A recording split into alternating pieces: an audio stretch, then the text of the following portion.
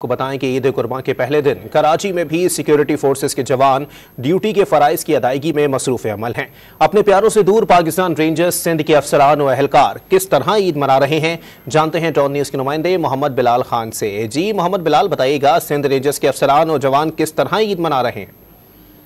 जी बिल्कुल, देखिए सिक्योरिटी इदारों की जानिब से ईद के पहले दिन भी सिक्योरिटी के फ़राइज़ अंजाम दिए जा रहे हैं। मैं इस वक्त जो है जिन अस्पताल के करीब मौजूद हूँ और यहाँ पर पाकिस्तान रेंजर्स सिंध विंग 52 के एहलकार और अफसरान जो है ड्यूटी के फ़राइज़ अंजाम दे रहे हैं। हमारे साथ इस वक्त 52 विंग के DSR मोहम्मद इश्तियाक मौजूद हैं। उनसे बात करेंगे कि किस तरह जो है वो सिक्योरिटी के इक़दाम किए जा रहे हैं और किस तरह जो है वो स्नैप चेकिंग और पेट्रोलिंग का अमल किया जा रहा है। बिस्मिल्लाहिर्रहमानिर्रहीम।